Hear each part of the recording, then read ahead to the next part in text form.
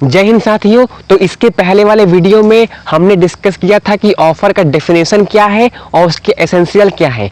वो वीडियो आपके लिए बहुत ही इंपॉर्टेंट है। अगर आपने नहीं देखा है तो उसको देखो जाकर मेरे प्लेलिस्ट में, ठीक है। और जो आज की वीडियो है इसके अंदर मैं डिस्कस करने वाला हूँ नया topic, difference between offer and invitation to treat और ऑफर, है ना। ये बहुत ही इंपॉर्टेंट है। तो बिना किसी देरी के वीडियो स्टार्ट करते हैं। इन दोनों के बीच में डिफरेंसेस पढ़ने से पहले समझ लेते हैं कि इन दोनों का मीनिंग क्या है। तो ऑफर क्या है? Offer is very definite and it is very clear and capable of converting an intention into a contract. It can be accepted और rejected as soon as it is made. अगर आपने accept कर लिया तो contract बन जाएगा, और अगर रिजेक्ट कर दिया तो कॉन्ट्रैक्ट बनेगा ही नहीं, है ना। इनविटेशन टू ऑफर क्या है? ये है सर्कुलेशन ऑफ ऑफर और a request for an offer. It is an attempt to induce और call offers and comes before a definite offer. I am expecting the offer from the other person. फिर वो offer देगा, मैं accept करूंगा। सो क्या मैं कह सकता हूं invitation to offer comes before an offer. अगर हम सीक्वेंस की बात करें तो इनविटेशन टू ऑफर पहले आता है, फिर उसके बाद ऑफर आता है। तो इस बात का आपको ध्यान रखना है। Next point is it is an offer made with the intention to negotiate more offers. For example, मैं दुकान पे गया, मैंने कहा मुझे ये चीज खरीदनी है, बताओ क्या प्राइस में दोगे। मुझे 5 पेन खरीदने हैं, बताओ क्या प्राइस में दोगे। सो यहाँ पे I am asking the other person to give the offer and asking for negotiation of the offer. That is invitation to offer. अगर आपको क्वेश्चन में नेगोशिएट वर्ड मिलता है तो ये हिंट है कि क्वेश्चन इनविटेशन टू ऑफर के बारे में बात कर रहा है। चलिए इनविटेशन टू ऑफर समझते हैं एग्जाम्पल के साथ। पहला एग्जाम्पल है ऑक्शन। मान लो मिस्टर ए ने अनाउंस कर दिया कि नेक्स्ट संडे को ऑक्शन है, सब लोग आ जाना।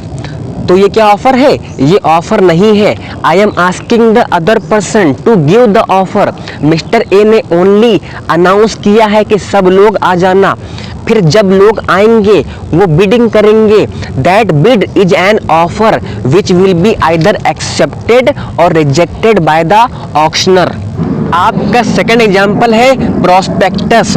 जब आप कॉलेज में एडमिशन लेने गए होंगे तब कॉलेज वाले आपको प्रोस्पेक्टस देते हैं। तो ये क्या है? Invitation to offer. कॉलेज कहता है कि हम इतने कोर्सेज ऑफर कर रहे हैं, आपको जो करना है वो बता दो।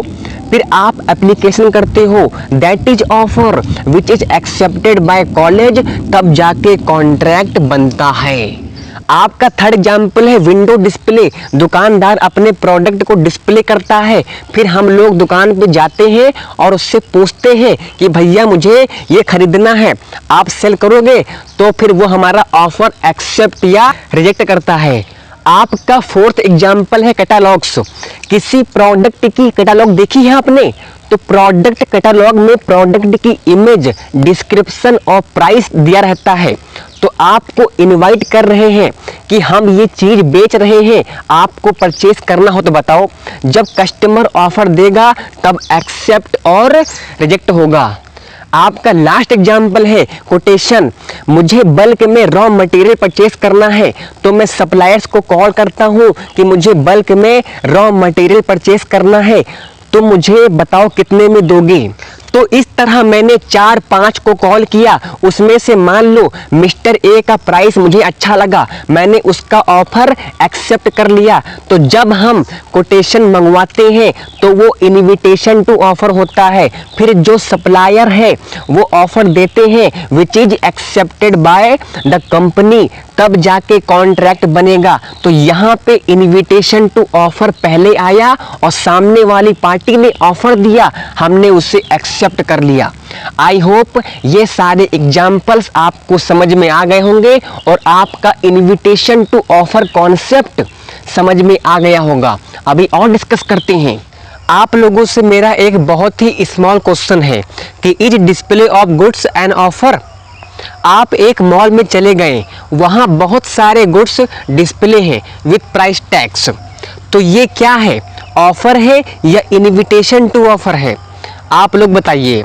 अच्छा, आप अगर बोलते हैं कि ये ऑफर है यानी जनरल ऑफर है तो आप लोग गलत हैं, और अगर आप बोलते हैं कि ये इनविटेशन टू ऑफर है तो आप सही हो।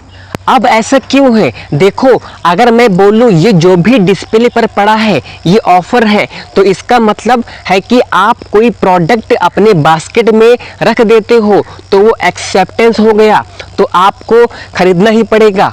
आप सोचो, आप अपनी मम्मी के साथ शॉपिंग करने गए हो और अपने बास्केट में जो मन आया वो सब डाल लिया, चॉकलेट, परफ्यूम एक्सेट्रा। फिर मम्मी आती हैं, 2 कंटाप लगाती हैं और एक एक चीज़ बाहर निकाल देती हैं जो चीज़ें काम की नहीं होती हैं। कहती हैं पढ़े के लिखे के नहीं, सिर्फ फैशन कर लो। तो कितनी सारी चीज़ें वो निकलवा देती हैं। अगर आप बोलोगे ये डिस्प्ले ऑफ गुड्स ऑफर है, तो जैसे ही आप बास्केट में डाल दोगे वो एक्सेप्टेंस होगा और आपको परचेस करना पड़ेगा।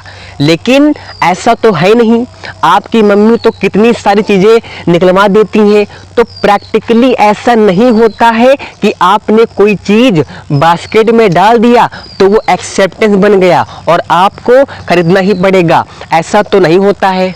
तो display is only invitation to offer, कि भाई हम ये सब चीज़ें हम बेच रहे हैं, तुमको खरीदना हो तो बताओ। फिर आप चीज़ें बास्केट में डालते हो, उसे कैशियर के पास लेके जाते हो, दैट इज ऑफर। फिर कैशियर उसे बिल कर देता है, दैट इज एक्सेप्टेंस। अच्छा, कैशियर एक्सेप्ट और रिजेक्ट भी कर सकता है। वो तो आपको ये भी बोल सकता है कि सर ये तो आप एक्सपायर गुड्स ले आए, अरे सर ये तो डिस्प्ले पीस था ना, ये सील वाला नहीं था, तो उसने आपका ऑफर रिजेक्ट कर दिया। तो एक्सेप्टेंस का जो पॉइंट है, कॉन्ट्रैक्ट बनने का जो पॉइंट है, वो कैशियर के पास है। वो एक्सेप्ट करेगा तो कॉन्ट्रैक्ट बनेगा, वो रिजेक्ट करेगा तो कॉन्ट्रैक्ट बनेगा ही नहीं। So display of good is not an offer. In fact, display of goods is just an invitation to offer. अच्छा, अगर ये invitation to offer है तो मैं क्या लिखूं? ऑफर कौन देता है बताओ? अगर मुझे सही आंसर लिखना है तो ऑफर कौन देता है? The offer is given by the customer and it is accepted और rejected by the cashier. I hope ये कॉन्सेप्ट आपको समझ में आ गया होगा। देखो, मेरा पढ़ाने का तरीका बहुत धीमे है, मैं चाहता हूँ कि आपका कॉन्सेप्ट क्लियर हो, क्वेश्चन कहीं से भी आ जाए आप कर लो। मैं चाहूँ तो आपको पढ़ाऊँ हवा हवाई, ऐसे मेरा नहीं है ना, मैं पढ़ाऊँगा धीमे धीमे जिससे आपका कॉन्सेप्ट एकदम क्लियर हो जाए। अच्छा, बात कर लेते हैं what is a true test of invitation to offer. बहुत बार ऐसा होता है कि हम जान नहीं पाते हैं कि एग्जाम्पल में ऑफर है या इन्विटेशन टू ऑफर है। एक बार पढ़ो लगता है ऑफर है, दोबारा पढ़ो लगता है कि इन्विटेशन टू ऑफर है। तो what is a true test of invitation to offer? True test is intention with which such statement is made. आपको देखना है किस इंटेंशन से वो स्टेटमेंट बोली गई है। If the intention is that it can be accepted or rejected immediately is equals to, ये क्या है? ऑफर है। फॉर एग्जाम्पल, मैंने आपसे कहा will you purchase my car, तो आपके पास क्या है? आप इसको इमीडिएटली एक्सेप्ट या रिजेक्ट कर सकते हैं, तो ये आपका क्या है? ऑफर है।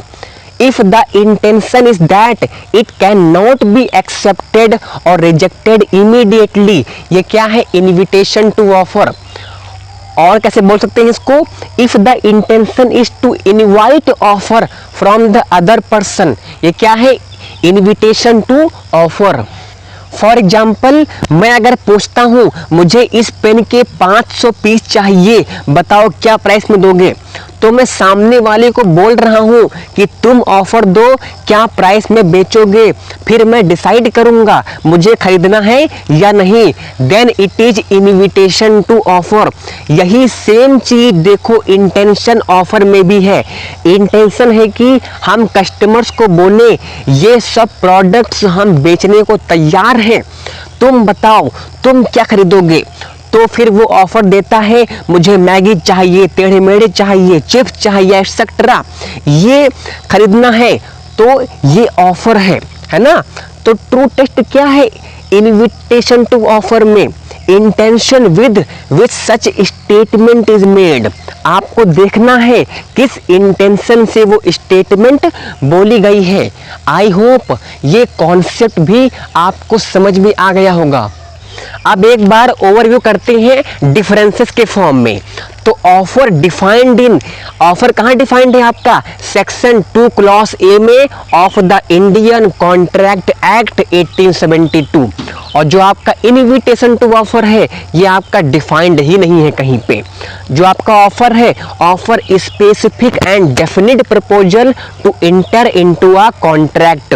इनविटेशन टू ऑफर क्या है, a request for an offer, offer made with the intention of creating legal relations, an invitation to offer made for the purpose of obtaining information or proposals. Offer can be accepted or rejected. Invitation to offer cannot be accepted, only used as a basis for creating an offer. Offer can be communicated directly or indirectly. An invitation to offer communicated through advertisement, catalogs, etc. ये सारे term मैंने अभी explain किया है पीछे। आपका next point आता है ऑफर में बी एक्सप्रेस और इम्प्लाइड। जो आपका ऑफर है वो एक्सप्रेस भी हो सकता है और इम्प्लाइड भी हो सकता है। और आपका invitation to offer always express, वो हमेशा एक्सप्रेस ही होता है। तो ये दो term express and implied offer ये मैं आपको समझा चुका हूँ अपने पिछले 2-3 वीडियोस में। आई होप ये आपको आता ही होगा, पर फिर भी मैंने नीचे मेंशन कर दिया है, आप उसको पढ़ सकते हैं क्या है एक्सप्रेस और क्या है इम्प्लाइड ऑफर। दोस्तों बस थोड़ा सा और सब्र कर लो, आपका वीडियो खत्म होने वाला है। इस वीडियो का एंड करते हैं एक केस के साथ। आपका एक इम्पॉर्टेंट केस है इनविटेशन टू ऑफर में, हार्वी वर्सेस फेसी का, जो कि हुआ था 1893 में। तो बात करते हैं इस केस के फैक्ट के बारे में। इस केस में हार्वी ने टेलीग्राफ किया फेसी को। टेलीग्राफ का मतलब है पुराने जमाने में जो बहुत दूर रहते थे उनको मैसेज सेंड करते थे टेलीग्राफ के जरिए। हार्वी ने फेसी को लिखा कि तुम बम्पर हॉल पेन बेचोगे। बम्पर हॉल पेन एक प्रॉपर्टी का नाम था और टेलीग्राफ करो लोवेस्ट प्राइस। हार्वी ने फेसी से 2 क्वेश्चन किया, पहला क्या तुम बम्पर हॉल पेन बेचोगे, और दूसरा बम्पर हॉल पेन का लोवेस्ट प्राइस टेलीग्राफ करो मुझे। तो इस पे फेसी ने रिस्पॉन्स करते हुए कहा कि बम्पर हॉल पेन का प्राइस है 900 पाउंड्स। हार्वी ने इमीडिएटली अपना लास्ट रिप्लाई भेजा जिसमें उसने लिखा we agree to buy Bumper Hall Pen for 900 pounds. But Facey ने कहा कि मैं बेचना नहीं चाहता हूं। तो ये फैक्ट है इस केस के। जैसे ही फेसी ने मना कर दिया, हार्वी ने केस फाइल कर दिया अगेंस्ट फेसी। हार्वी का क्लेम क्या था, हार्वी कह रहा है कि by quoting their minimum price in response to the enquiry, मतलब हार्वी ने जो इंक्वायरी की थी उसके बदले में आंसर में मिनिमम प्राइस कोट किया है फेसी ने। फेसी ने 900 पाउंड्स का प्राइस बताया था अकॉर्डिंग टू हार्वी, यानी हार्वी के अनुसार फेसी ने ऑफर करा था सेल करने के लिए एट दैट प्राइस। तो ये था हार्वी का क्लेम। तो इस केस पर हेल्ड क्या था, द प्लेंटिफ कौन, हार्वी हैड आस्क्ड 2 क्वेश्चंस, यानी प्लेंटिफ हार्वी ने 2 क्वेश्चन पूछे थे। पहला as to the willingness to sell and as to the lowest price. The defendant यहाँ कौन है, Facey, did not at all answer the first question. ठीक है, they simply quoted the lowest price which would amount only to invitation to an offer and not offer itself because they did not express their willingness to sell। तो यहाँ पर Harvey ने Facey से 2 question पूछे थे, तो इसके बदले में फेसी ने सिर्फ एक ही क्वेश्चन का आंसर किया था, यानी इसका लोवेस्ट प्राइस क्या है 900 पाउंड्स। फेसी ने पहले क्वेश्चन का आंसर किया ही नहीं था। They simply quoted the lowest price which would amount only to invitation to an offer. ये सिर्फ एक इनविटेशन टू एन ऑफर है, ये ऑफर नहीं है। Because they did not express their willingness to sell, यानी फेसी ने अपनी विलिंगनेस नहीं दिखाई थी इसको बेचने के लिए। तो यहाँ पे क्या है, a mere answer to the question neither constitutes an offer nor acceptance. तो यहाँ पे फेसी ने सिर्फ हार्वी के क्वेश्चन का आंसर किया था, तो इसका मतलब ये नहीं है कि उसने एक्सेप्टेंस दे दी है इसको बेचने के लिए। आई होप ये केस आपको समझ में आ गया होगा। तो यहाँ तक आपका difference between offer and invitation to offer with case ख़त्म हो जाता है। जो इसकी अगली वीडियो होगी उसके अंदर मैं डिस्कस करूँगा टाइप्स ऑफ ऑफ़र, वो भी आपके लिए बहुत ही इम्पॉर्टेंट है, तो उस वीडियो को आपका देखना बहुत ज़रूरी है। मेरी आप लोगों से रिक्वेस्ट है कि आप लोग मेरी वीडियोस को स्टेप बाय स्टेप देखा करो। अगर आप देखोगे बीच में तो आप समझ नहीं पाओगे, इसीलिए मैंने पर्टिकुलर बना रखी है प्लेलिस्ट, यानी कि इकोनॉमिक्स की अलग, कॉन्ट्रैक्ट की अलग, हिस्ट्री की अलग, और वीडियोस स्टेप बाय स्टेप में लगा के रखी है। आप स्टेप बाय स्टेप देखोगे तभी आपका कॉन्सेप्ट क्लियर होगा। अगर आपको इन सारे टॉपिक्स के नोट्स चाहिए तो डिस्क्रिप्शन में व्हाट्सएप ग्रुप की लिंक लगी हुई है, वहाँ पे आप लोग ग्रुप में ऐड हो सकते हैं और मुझसे नोट्स मांग सकते हैं। मैं आपको टोटली इंग्लिश टू इंग्लिश के नोट्स प्रोवाइड करूँगा। यहाँ यूट्यूब पे मेरा यही ऑब्जेक्टिव है कि मैं आपका कॉन्सेप्ट क्लियर करूँ। यहाँ मैं आपको नोट्स नहीं प्रोवाइड कर रहा हूँ, मैं ऊपर लिखता हूँ इंग्लिश में, नीचे उसको एक्सप्लेन करता हूँ व्हाट्सएप लैंग्वेज में, है ना। तो मेरा यही ऑब्जेक्टिव यही है कि आपका कॉन्सेप्ट क्लियर हो। आप व्हाट्सएप पे आओ, मुझसे नोट्स मांगो इंग्लिश टू इंग्लिश के और उसको पढ़ो, और जब मेरा आप यूट्यूब का पढ़ाई पढ़ोगे, जब दोनों पढ़ोगे तो आपका कॉन्सेप्ट और ज़्यादा स्ट्रांग हो जाएगा और आप अपने आप से एक अच्छा आंसर फ्रेम कर सकोगे अपने एग्जाम में, है ना। तो इस बात का आपको ध्यान रखना है। मैं आपको डबल नोट दे रहा हूँ, एक हिंदी प्लस इंग्लिश दोनों मिक्स और एक इंग्लिश टू इंग्लिश। जब आप दोनों पढ़ोगे तो आपका कॉन्सेप्ट और ज़्यादा स्ट्रांग हो जाएगा। ठीक है, तो आप व्हाट्सएप पे आओ और मुझसे नोट्स लो। तो मिलते हैं नेक्स्ट वीडियो में, तब तक के लिए जय हिंद, जय भारत।